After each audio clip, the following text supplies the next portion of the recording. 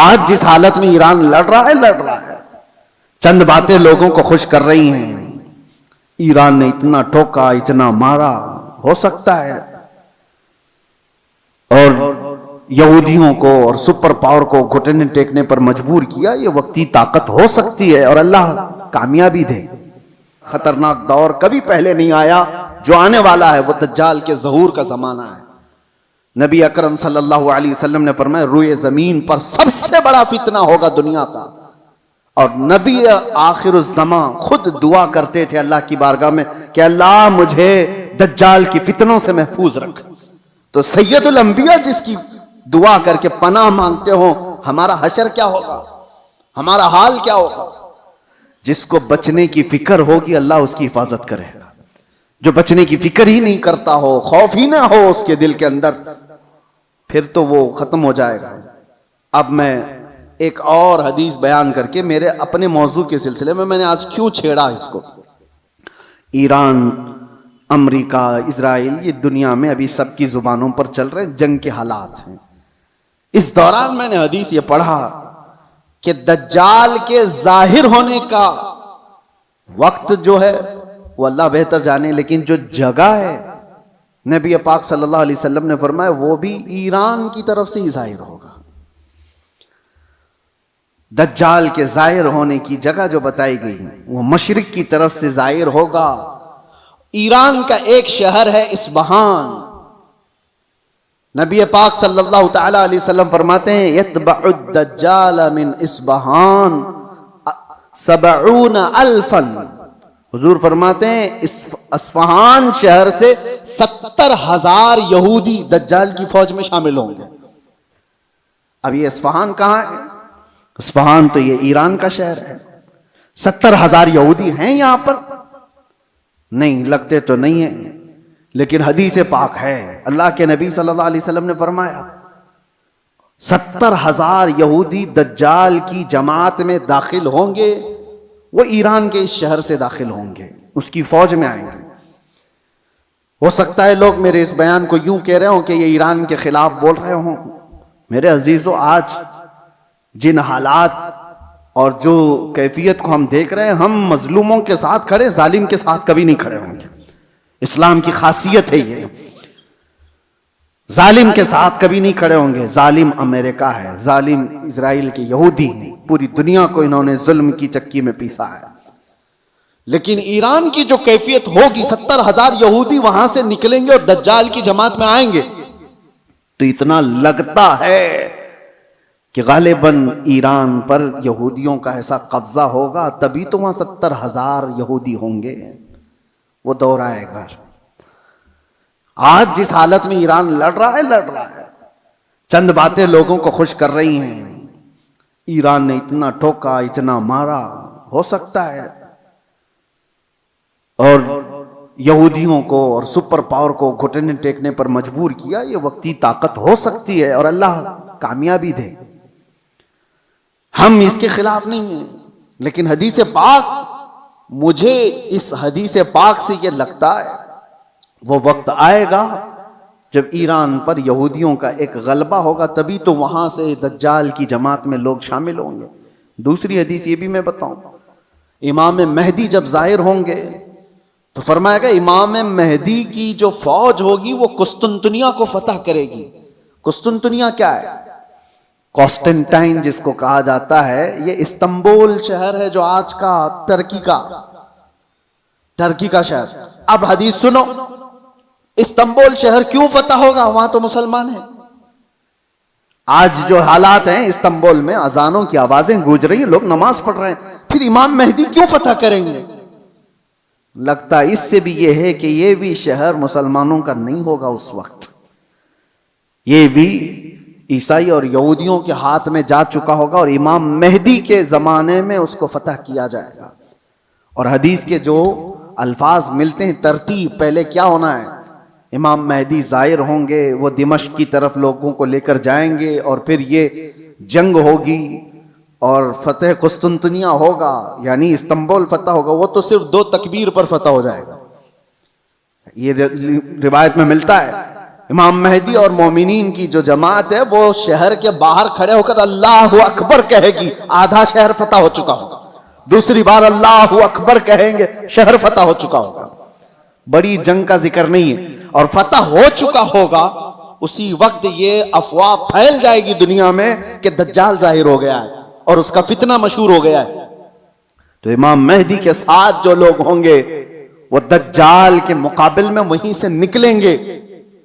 تو امام مہدی کے متعلق جو بات ہے، ابھی جو میں نے کہا قسطنطنیہ، یہ بھی استنبول شہر اس وقت شاید ہم مسلمانوں کے ہاتھ میں نہیں ہوگا، تبھی تو فتح ہوگا۔ اور تیسری ایک خاص بات، جو بات میں نے چھیڑا تھا، حضور فرماتے ہیں جو مجاہدین اس اخیر زمانے کی جنگ میں شریک ہونے والے ہیں، حضور فرماتے ہیں اللہ نے ان پر آگ کو حرام فرما دیا۔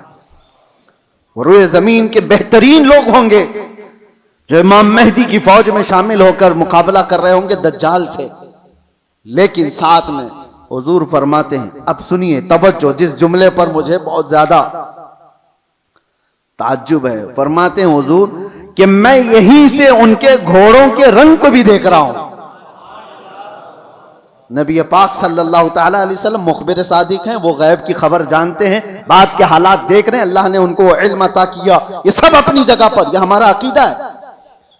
لیکن اس جملے پر توجہ کرے، کیا اس زمانے کی فوج گھوڑے پر بیٹھی ہوگی؟ حضور فرمانے میں ان کے گھوڑوں کا رنگ دیکھ رہا ہوں۔ تو اسی حدیث سے مجھے یہ کہنا پڑا شاید دنیا جہاں سے شروع ہوئی تھی وہیں سے واپس آ جائے گی۔ دور ایسا آ جائے گا کہ جہاں سے دنیا شروع ہوئی تھی وہ گھوڑ سواری تھی، سواریاں تھیں، لڑائی کے دور بھی تلواروں کے تھے، نیزے اور بھالے کے تھے، میزائل اور یہ سارے جیٹ طیارے نہیں تھے۔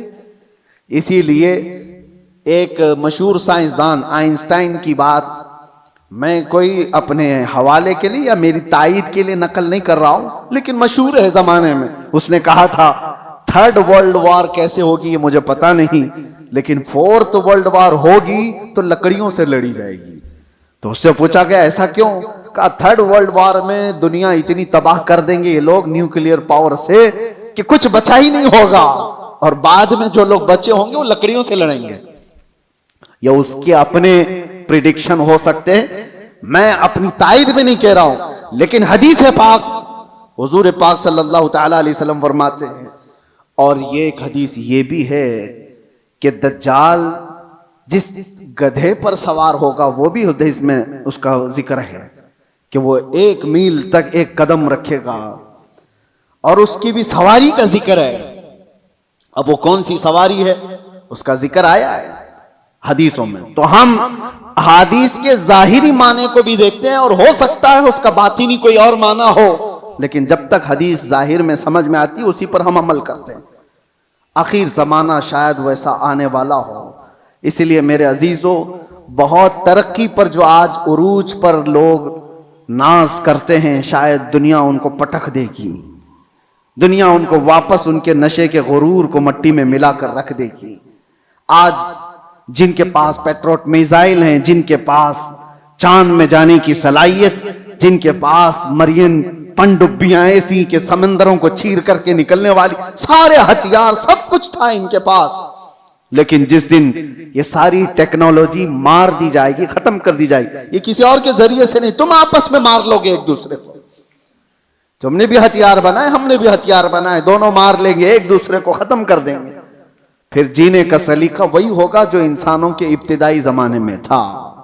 انسان دنیا میں جس طرح سے بغیر لباس کے سادہ سا آیا تھا اسی انداز سے پھر جینے کا طریقہ سیکھ لے گا، اور دنیا وہیں پر آ جائے گی۔ اور ایک حدیث حضور پاک صلی اللہ تعالی علیہ وسلم نے آخری وقت کے متعلق جو فرمایا کہ قیامت جب آئے گی تو کیا حالت ہوگی اس وقت، اور حضور نے فرمایا صرف شریر لوگوں پر، کفار و مشرکین پر قیامت آئے گی، ایمان والے ختم ہو چکے ہوں گے، حتیٰ کہ کعبہ شریف بھی جلا دیا جا چکا ہوگا۔ حدیث پاک میں ملتا ہے کعبہ کو ختم کرنے والا ایک حبشی شخص آئے گا، قرآن اٹھا لیا جائے گا روئے زمین سے، ایمان والے پوری دنیا پر نہیں ہوں گے جب قیامت آئے گی۔ اور قیامت آنے کے وقت عین وقت جو سور پھونکا جائے گا اس وقت لوگ کیا کر رہے ہوں گے؟ اس وقت حضور فرماتے ہیں کہ سب اپنے اپنے کاموں میں مشغول ہوں گے. کوئی کھیتی باڑی کر رہا ہوگا, ہل چلا رہا ہوگا, کوئی کپڑا کاٹ رہا ہوگا اور وہ وہیں سے اپنی کینچی پھینک دے گا. ہل چلا رہا ہوگا وہیں پھینک دے گا وہ آواز سنتے ہی, یہاں تک کہ حاملہ عورت کے پیٹ سے بچہ نکل جائے گا اس آواز کی دہشت سے. دودھ پلانے والی ماں اپنے بچے کو پھینک دے گی. یہ جو حدیث میں ہے وہاں پر بھی دنیا کی بڑی ترقیات کا ذکر نہیں ہے. یہ نہیں ہے کہ بہت ہائی فائی انٹرنیٹ میں آدمی بیٹھا ہوگا یا مشینیں چلا رہا ہوگا. وہاں پر بھی حدیث میں ذکر ملتا ہے کہ ہل چلا رہا ہوگا, کینچی کاٹ رہا ہوگا. پھر مجھے یہی کہنا پڑتا ہے کہ دنیا جہاں سے شروع ہوئی تھی انہی حالات پر آ جائے گی. یہ کینچی ہاتھ میں لے گی اور ہل ہاتھ میں لے گی, زمین میں بیج بوئے گی اور فصل اگائے گی, اور جب آئیں گے تو چکی پیس کر کے اپنے گھر کے کھانے کا انتظام کرے گی. بہرحال جو بھی حالات ہیں ہم دنیا کے آخری وقت پر آ چکے ہیں. اور ایک یہ بھی بات میں کہہ کر کے جاتا ہوں, بعض بزرگوں نے فرمایا امام مہدی کب ظاہر ہوں گے؟ تو اس کے متعلق بزرگوں نے فرمایا جب سارے مومنین دعا کرنے لگ جائیں کہ اے اللہ امام مہدی کو ظاہر فرماتے, تو اللہ تبارک و تعالی قریب ہے کہ ان کو ظاہر فرمائے گا. لیکن آج کی سچویشن یہ ہے, میں دیکھتا ہوں ہم ساری دعائیں کرتے ہیں, کیا مومنین کی عام جماعتیں امام مہدی کے ظاہر ہونے کی دعا کرتے ہیں کہیں؟ یہ دعا کا بھی رواج عام ہو جائے کہ اللہ امام مہدی کو ظاہر فرماتے. جب یہ دعا کثرت سے ہونے لگی کہ وہ آ جائیں گے امام مہدی کے ظاہر ہونے کی. اور دوسری حدیث یہ بھی ہے یذہل الناس, حضور فرماتے ہیں ان ذکر الدجال, دجال کا ذکر کرنا لوگ چھوڑ چکے ہوں گے, علماء ممبروں سے بیان کرنا ختم کر چکے ہوں گے, تب دجال آئے گا. جب تک دجال کے بارے میں اویئرنس ہوگا لوگوں کے درمیان دجال نہیں آئے گا. لوگ بیان کرنا چھوڑ چکے ہوں گے اور اس کا ذکر کرنا ترک کر چکے ہوں گے. یہ دونوں چیزیں ہمارے اندر آنے نہ پائیں. اللہ تبارک و تعالی ہم سب کو آخری زمانے کی فتنوں سے محفوظ فرمائے.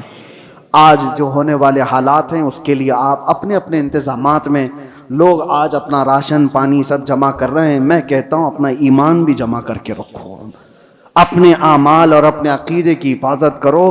کل کے آنے والا دور ایک دن دو دن روٹی نہ کھا کر کے اگر آپ رہ بھی جاؤ گے لیکن ایمان کے بغیر دنیا سے جاؤ گے تو ہمیشہ جہنم میں جلائے جاؤ گے. ایمان کی حفاظت بھی آج اتنی ہی ضروری ہے, اس لیے کہ آدمی جب مصیبتیں آتی ہیں تو انکار خدا کر بیٹھتا ہے, وہ لوگوں کے پیچھے چل بھاگتا ہے. وہ دور آئے گا جب لوگ اپنے مال کی طرف تمہیں بلائیں گے, تمہارے پاس ہوگا کچھ نہیں تو بھاگو گے ان کے پاس, اپنا ایمان بھی بیچ دیں سب کچھ کہ مجھے میرے بچوں کو کھلانا ہے, میں آج اس کے پاس جاؤں گا, اس کے پاس مال ہے, اس کے پاس کھانا پانی ہے, اس کے پاس راشن ہے, یہ سب کچھ دے رہا ہے. یہ کہا گیا کہ دجال روٹیوں کے پہاڑ لے کر چلے گا. جب دنیا میں قحط ہوگا لوگ کھانے کے محتاج ہوں گے اور دجال کے پاس غذا کے پہاڑ ہوں گے, چل رہے ہوں گے ساتھ میں. دنیا بھوکی اس کے پیچھے لپک جائے گی کہ روٹیوں کا پہاڑ اس کے ساتھ ہے, تو کھانے کا ذخیرہ جس کے پاس ہوگا دنیا پاگل کی طرح اس کی طرف لپک جائے گی. تو آنے والا دور اگر قحط کا ہے تو آپ یہ بھی ایمان رکھو کہ جہاں کھانا بٹ رہا ہے وہاں ایمان والا نہیں جاتا. جہاں میرے مصطفیٰ کی محبت بٹ رہی ہے بھوک کو ترک کرے گا, میرے آقا کے قدموں کو اختیار کرے گا.